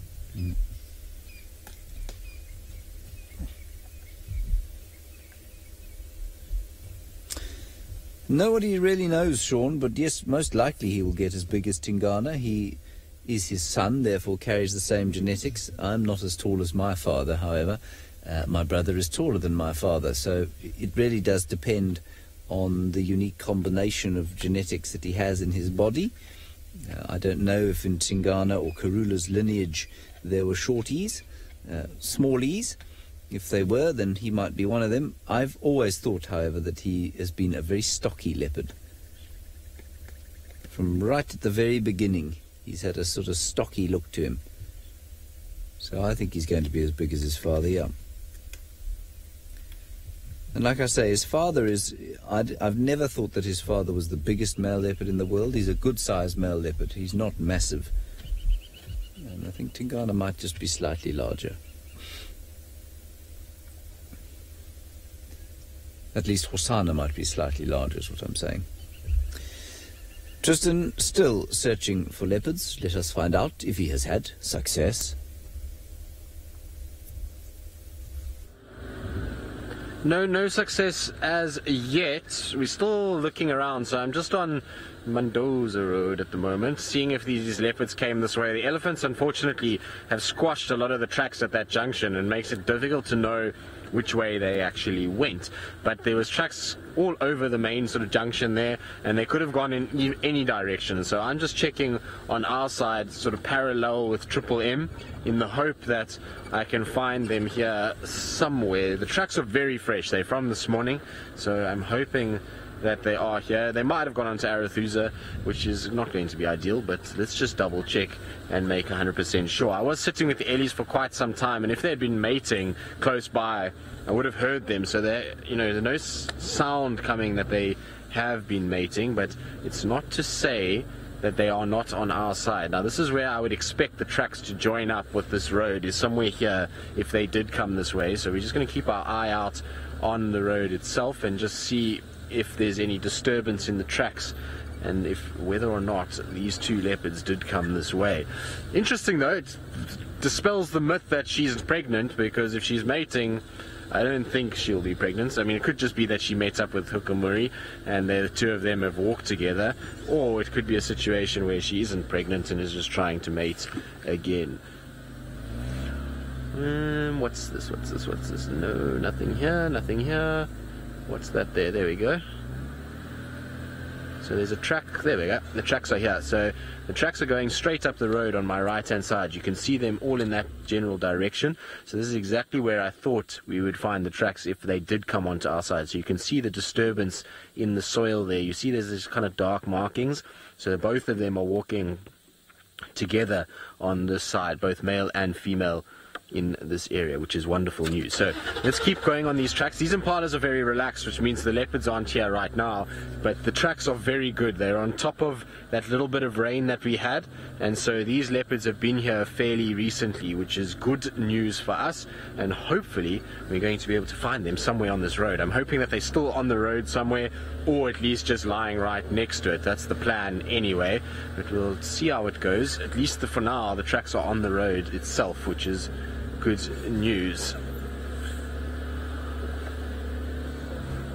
I just want to keep watching as I go, because obviously they can turn off, and that's going to make life a little bit more difficult if I turn off and I miss them. So just keep watching as we go, and they're still going northwards, so exciting times. I wonder if we're going to get both of them together. Hopefully. I can even smell their scent mark, so they must have marked here this morning, or urinated here this morning. Good. While I follow these and see where they go, let's send you back across to Ralph. Right, everybody. So speaking of tracks, we're just going to finish up on that that zebra track story, and why at the back of a zebra track. Now, I'm not going to destroy these tracks that we're looking at, because these are awesome tracks. Now, what I want to just do is just draw a zebra track, and what I'm talking about is that funny little thing at the back there. That there. It's like a triangular shape in the back of a lot of the equine animals, so donkeys, zebra, horses. And there's been quite a few different answers coming in, one of which was that I think on a bow, I think there's a stabilizer that is also called a frog, or a shock absorber for when you're pulling a bow, and that was one answer there. That does sound very good, but why would it be called a frog? Somebody else said that a frog's pelvis looks quite is the same shape as that. That's interesting, and I'm not arguing it. But then, because there would be a lot of other shapes that would look the same as that. I mean, even a triangle. would suffice. But why is it called a frog? So thank you so much for everybody sending in your answers. And I'm not saying that you're wrong. It's just still not putting me to the reason why it's called a frog. So let's carry on that debate.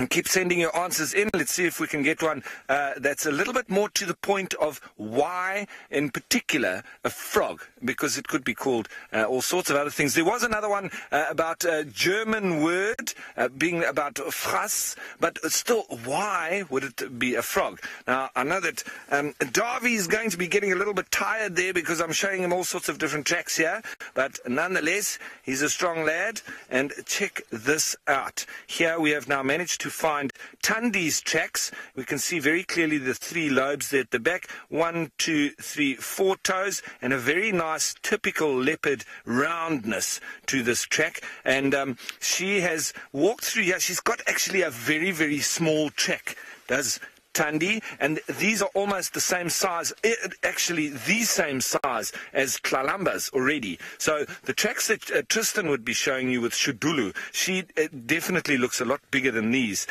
She would be coming out a little bit like there. She's almost like a small male, is Shudulu's tracks. But Tandi's tracks are tiny, and I actually can't tell the difference between Tandi's tracks and Tlalamba's tracks. Herbie tells me that the only difference is on these toes with Tlalamba. They are more splayed. So her track is pretty much the same size as this, but her toes are more spread. So actually, which in so doing shows that the sort of surface area of her track is less. It's just a more spread track. And so her pads actually look smaller, but the track size itself is about the same. So very interesting there as well. And it seems like these two have moved right through the block, and now they've headed up along this road, heading towards Cheetah Cut Line. Herbie's up the top there already, trying to work out whether or not they've actually left the property, or if they're in one of these blocks with potentially a kill. And we're hoping for that. That would be ideal, because if we could move in and go find these 2 leopards on a kill, it would be fantastic. But while we're walking along here, let's have a look at this, because we can see a couple of little tracks, and then we see boink, and a couple of little tracks again over there, and then boink. But over here, this is the giveaway now, because there's 2 feet, and there's 2 feet as well. So this guy or girl, whichever sex it was, has been hopping along the road. And this is a nice track of a squirrel. You can see the nice back pad there, almost like a mini leopard track. However, it does have a little proximal pad that shows a little bit further back over there as well, and also it does have lots of claws. Now, speaking of claws, it seems like Hosanna is using his. Using his whatties?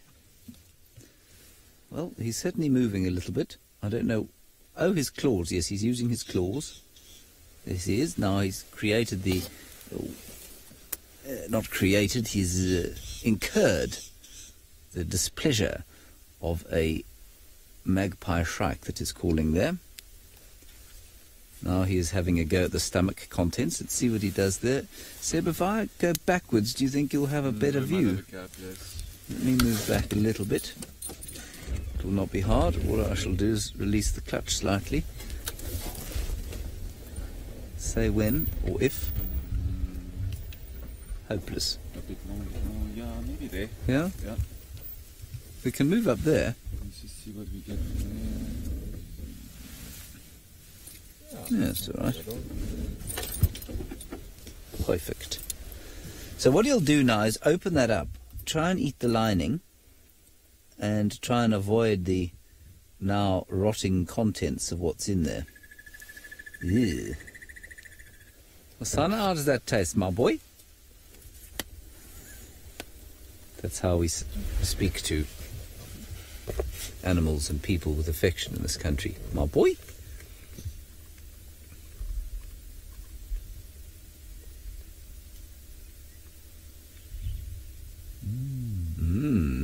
Green. Must eat your greens, Hosanna. Very important. Disgusting as they may be. Oh, that's lovely. How wonderful. I'm sure you're all going in disgust. Osana, that is disgusting. That really is foul. Could you stop doing that, please?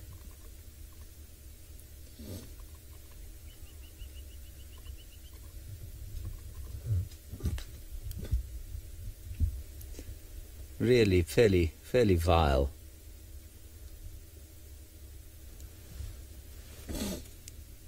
I've always thought he's got a fairly round face, don't you? He's got quite a round jaw. Carol, if you were as close to it as he is, absolutely the smell would be unspeakable. But I don't think it's too bad. It's certainly not too bad for us.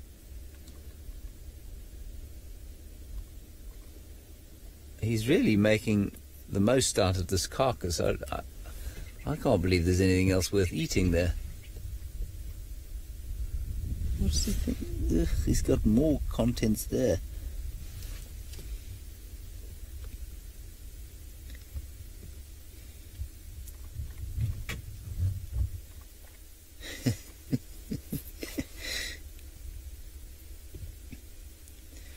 He's a fascinating creature, he really is.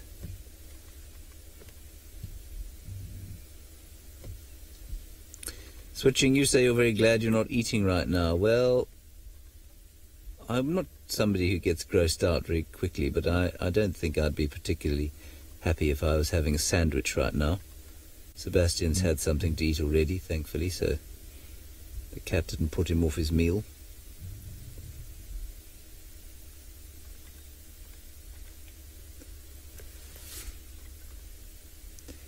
Now he's deciding, do I stay up here or go down the tree? And if you can hear that, you might just be able to hear the call of the magpie shrike. He's coming down.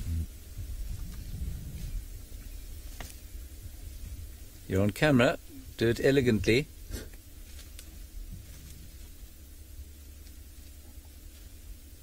That's it. Oh, he's got a little leg left for himself to eat. Coming down this way perfectly. Thank you for that.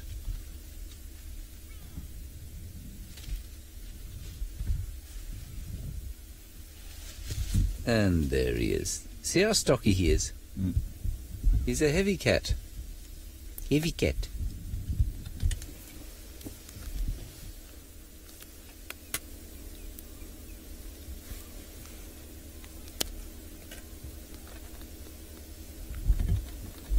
No, he certainly doesn't want to waste a thing, YouTube viewer.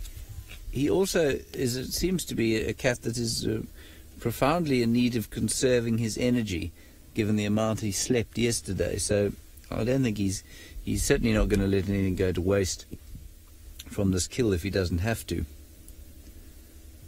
I'm surprised this has lasted him 2 days. I guess 24 hours basically is what, just over 24 hours what it's lasted him.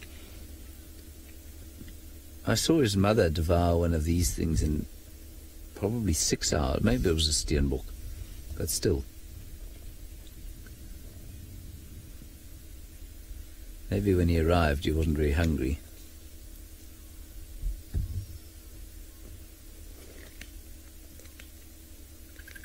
Wisteria, he's eating the leg. I don't know if it's a front or... It looks like a back leg. Yes, that's a back leg.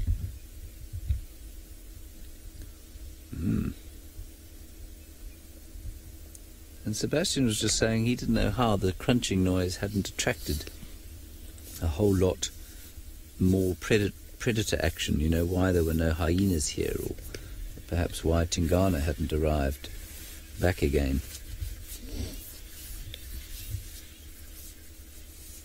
I'm so sad not to have caught both of them together on camera. That would just have been great. I'm very glad the dam cam has had such action over the last few days, though.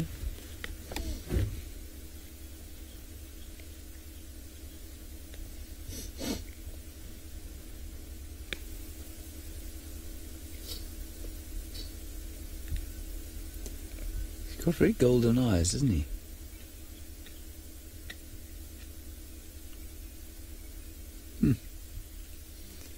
Well, Ralph is persisting down to the south and east. Let's go and find out on what he is persisting exactly. I'm persisting with this question of the frog in a zebra track because it seems like, well, there's lots of good answers, everybody, and thank you so much for sending them in. But that little part in the track here, you can see it nice and clearly on this track, that is called a frog. And as I say, many good answers, many good theories, but no real definitive answer. So I'd love for you to still please keep sending in. And as I say, I've asked even the specialist trackers, and nobody can tell me why. So there's lots of theories, but nobody can pinpoint the exact answer. So wonderful, wonderful. I like these kind of things. And as soon as we start getting more theories and getting closer to an answer, well, that's something that I would definitely have not ever heard before, the reason why that is called a frog. Now, here's another good example of nice fresh tracks. These elephants have walked just in front of us, and we can also now tell by the moisture that has been picked up that these guys were either walking here during or after the rain. That little splattering that we had, because you can see in the track that there's wet and dryness, so some of it is stuck to the bottom of their feet on all of these tracks here. So obviously if we had to get onto a leopard track like this, or if we wanted to follow these elephants, these would be good ones and good tracks to follow, because we know that they're very fresh. You know, that's also one of the arts or the tricks with tracking, is that you can find a track and you might find a leopard track. You identified that it's a female or it's a baby or whatever it might be, and that you would want to follow it. But you need to also understand the timeline and the freshness of that track, because you might be following 3-day-old tracks, which is going to lead you up the garden path, or, you know, on a wild goose chase. And I've had many different examples of people either following tracks that aren't fresh at all, or following them in the wrong direction. I had one student that I was doing a trails guide assessment with, and with that we do need to sort of try and approach one of the big 5 on foot, so that we can see how the guide would handle that kind of situation with guests. And we were on buffalo tracks for 2 hours. That they were fresh when we started, and they got less and less fresh as we went along, because the student was following them in the wrong direction. So obviously I did let him continue, and eventually he did start to say, well, he was a bit confused because they didn't seem as fresh as when he started. So he thought that maybe they were walking pretty fast or running, and I said to him to have a look at the tracks properly again, and eventually he worked out that they were going in the wrong direction. So yes, he had to redo his assessment because of that. So always important to see the freshness as well as the direction of any kind of track that you want to follow. Yeah. Well, Ralph, it is indeed, and we have fresh tracks, not of what you're seeing right now, but of the leopards that are in this area. But we have a slender mongoose, which is always nice to see. We don't get to see them that often sitting as still as this one is, and it's on its mound having a bit of a suntan at the moment. It's just trying to absorb the warmth of the sun, and you can see all the dung from that slender mongoose there. Obviously he's living within this termite mound, and it's now just come out, going to warm up a little bit before then going off and foraging. And normally with slender mongoose we just see them kind of disappearing and sort of scuttling off into the grass. So to have one sitting on a mound for as long as this one has been very, very cool, and it seems absolutely chilled with us. You can see it watches us every now and then, but is not really phased in trying to move away at all, which is very cool. Now, we know it's a slender mongoose because of its kind of rusty red color. You can also see the black tip to the tail that is indicative of this particular species. And unlike the dwarf mongoose, which is sociable, these guys often on their own or in a pair. So you'll find them with another one sometimes, but mostly we see them on their own, and all you see generally is this little tail kind of upturned with a black tip running through the long grass. Now, I was saying that we had fresh tracks. We have fresh tracks for both Hukamuri, which I'm 99% sure is Hukamuri, and Shadulu. Shadulu's tracks, they separate and break apart. So Shadulu's tracks head west, off of that Mendoza Road, and Hukamuri's tracks, they came east down sort of towards the Balanites, the big Balanites tree, Brent's Balanites tree, and then cut south into the block. So I've come down Zoe's now, just trying to see if they come out, and so far it doesn't look, and the angle of the trajectory of the way he's walking, it doesn't seem that he's actually come out yet. So I wonder if he's not still in the block, but those tracks are very fresh for both individuals on top of the rain from this morning.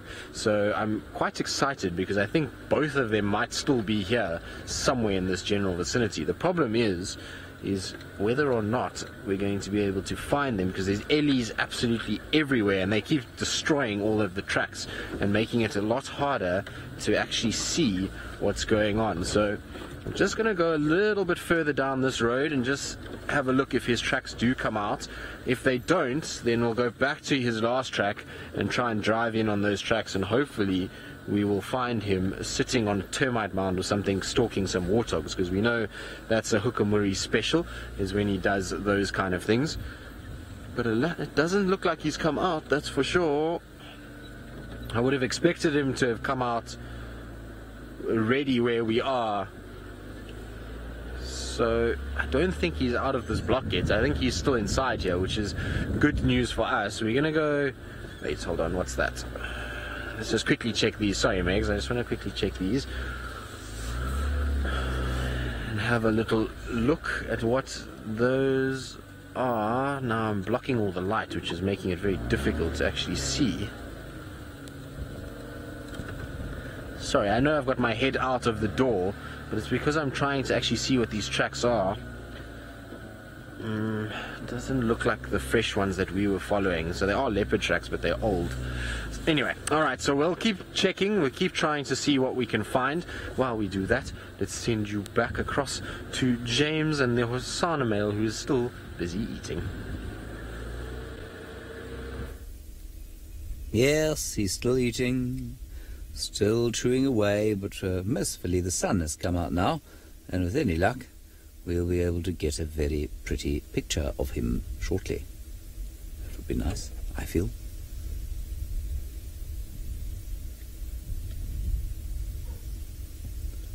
I can hear a barking of a kudu not too far from here. Maybe it is Tinga-na-na-na-na-na-na.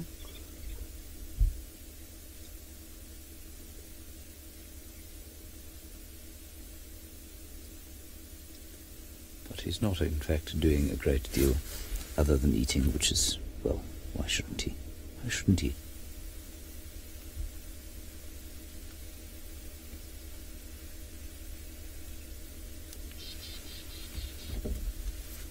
Just a little piece of the leg left. One thing you might just take note of here is the fact that his nose remains pink. And leopard noses sometimes go black, sometimes they're born black, and sometimes they stay pink. Unlike lions, lions' noses universally just about go black with age. And that is not the case with leopards.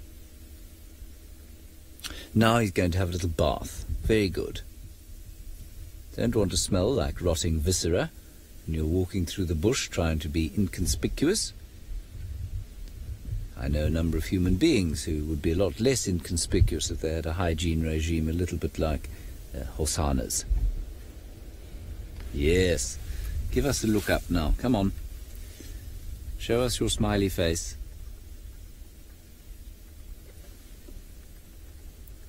Well, our moon, not moon. I suppose he is a little bit like a dog with a bone. Doesn't have a bone anymore, but he certainly has been like a dog with a bone. Exactly the same design to his teeth.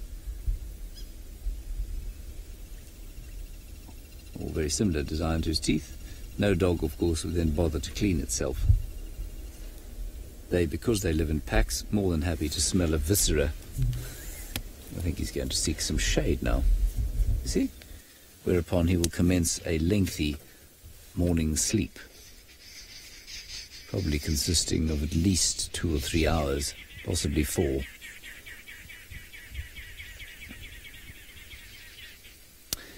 Our Lorimura, it's one of the greatest misconceptions of pet keeping is that our dogs and cats choke on bones. They don't. I don't know where it came from. But dogs and cats can eat chicken bones very comfortably. They won't choke on them. I mean, unless they're particularly inane dogs or cats. But I've seen dogs and cats eat entire chicken carcasses very happily. So it is a little bit of a misconception that house pets are unable, are unable to eat a... Oh, don't do that there.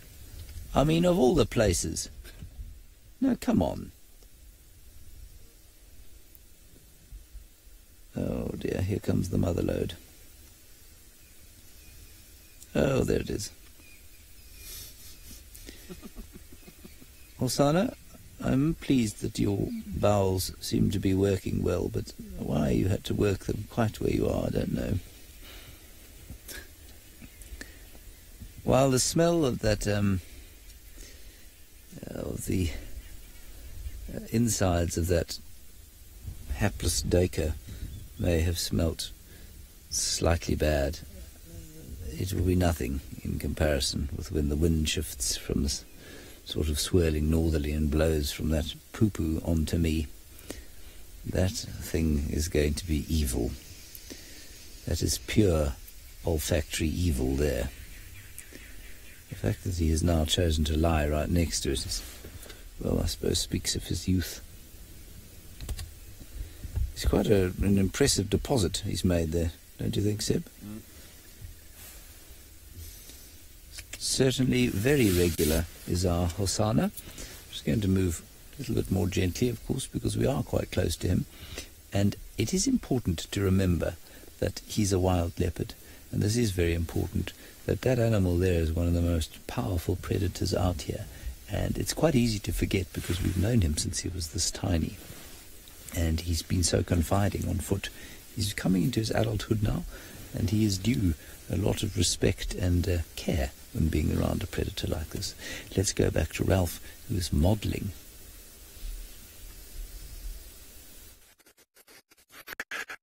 Well, everyone, I'm just modelling up here on the top of the termite mound because we've got signs here that Thandi Tlalamba were lying on the side of this termite mound, and it seems like early this morning, probably getting those first rays of light. They might even have just moved off in front of us now. So we've got, you can see just a little bit of this soil that has been disturbed here, as well as over there. So these two cats were lying here, and not very long ago. That's very interesting indeed. Now, there's been lots of theories, lots of guesses as to why that frog in a zebra track is called a frog. And I think it was Mr. Owen Davies, you said that because it looks like a frog. And I like that simple answer, sir, and I think that you may be the correct one. But I like all the theories. I'm not saying that that is the definitive answer, but it does make sense if you put a picture of a frog sort of coiled up. It does look like a frog. So whether or not that is the answer or not, we'll just keep all the theories coming. But for now, we do need to carry on and see if we can get a little bit closer to Thandi Tlalamba. We potentially won't find her on this walk, but at least we know that they have been here this morning. So they're in this block, that's for sure, and great news that we're just near to them. It's not always necessary to actually find the cat. We know that they're here now. We can come and also do this afternoon's drive, this afternoon's walk in this particular area and see if we can get a little bit closer to them as well. And nice to know now that with them moving around here, they're in their normal area to be, and it doesn't seem like there's any problems for them here. I wonder if they've got a kill somewhere. That would be interesting to know as well, but they definitely are together and walking in this block here. But as you can see, it is quite thick grass. The moribund here is quite substantial, and it doesn't make for easy tracking, but that's why we need to always go up and just check on the side of a termite mound and little landmarks like that, because with this thick grass it does make for difficult tracking because you can't see too much in this. And obviously Herbie, who's very, very good at trailing these cats, he's going to be looking for just a tiny little scuff like you might see over here. a little scuff over there, that would lead us to believe that the cats have actually moved through here. So, well, we're just going to continue and see if we can potentially get a little bit closer, maybe even a little view on them. But I think we're not the only ones that are bundu bashing. No, you're not, Ralph. We are busy trying our luck as well to Zulu. They are here somewhere. It's just a matter of sort of finding them. The problem is I think we're running out of time a little bit. I ideally want to be on foot for these, but now we've got a conundrum because this afternoon we've got these two, as well as the fact that we've got a situation where Thandi and Tlalamba are also together and they're on opposite sides, so it's going to be quite tough. But Hukamuri's tracks definitely go into this block, and where he kind of goes from there I'm not quite sure. He kind of continued going almost south in the block itself, and so I just kind of off-roaded a little bit following his track in the hope that I'd catch him, sort of still walking, but alas we haven't found much. And I wonder if maybe he's not just heading back this way to where Shadulu's last track was. He kind of just did a loop around and is now coming back. That's why I've sort of backtracked on my own tracks to see if he hasn't just done a big loop around. It does happen sometimes when leopards, especially if they miss each other, they will do this. They'll kind of try and sort of backtrack towards, go do a big loop and go back to where they last had the female, and then they try and pick up her scent from there. So it's one of the reasons why I'm driving where I am. Now her last tracks should be right here in front of me, and if I take a straight line from where his last track that I had of him in the block, it should kind of pop out somewhere here as well. So hopefully we will find one of the two of them, or if not both of them together. Just scanning all the mounds. We know Hukamuri likes to sit on a mound, and as does Shadulu, so it makes sense just to quickly look at the mounds and make sure that they're not sitting on one of those. Now this is where I think is where I had her last track. Was it here, Senzo? I think it was here. This is the last kind of place where I remember seeing her tracks, or was it around the next bend? It was somewhere here that we had them. But it just goes to show lots of leopard activity this morning. We just got to try and figure out exactly where they've gone and find them. And once we find them, that's going to be very good. There's a potential for how many leopards? 6 different leopards on Djuma this morning. We've got tracks for at least 6 of them. So we know that Tingana and Hosana are around the dam area, Thandi and Tlalamba in the east, and Hukamuri and Shadulu in the western side. So it's a lot of leopard in one place, if you think about it. I mean, that's an area that is only 1,200 hectares, so it's really not very big at all. And it means that we've got a very high density of them on the property at the moment. It always amazes me how we go from this where we've got so many, and then you go to the next day and you can't find a single track. It always is quite strange to go through those kind of phases. Right, well, one person who hasn't struggled like Ralph and I have today in finding a cat has been James, and I'm sure he's absolutely loved spending his morning with the little prince. I have very much enjoyed spending lots of time with the little prince today. It's been a marvellous joy for me. He's a fantastic animal, as all of you know. And he's now lying very pleasantly in the grass.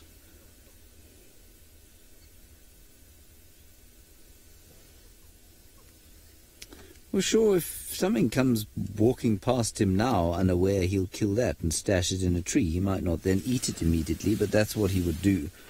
He has no real desire to let an opportunity go a-begging. I don't think he will need to eat for the next week or so. In a week he'd be very, very hungry. But I think he'll probably wander off sometime during the next day or two and try and catch something.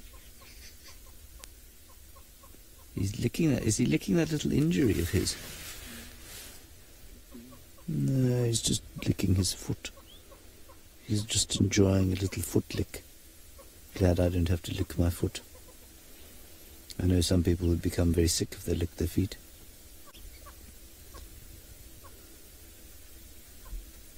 Oh, yes, he's good. Very tired now, poor little fellow. What a morning he's had of performance. I think he's going to settle in for a while here. Although he's having a proper clean.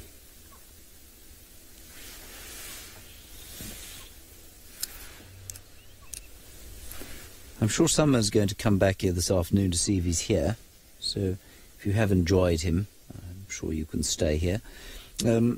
Siberia Zumi, I will do that. Hosanna, Siberia would like you to move back onto the damn camera, please. There's shade around there. Something might come down there and you could eat it.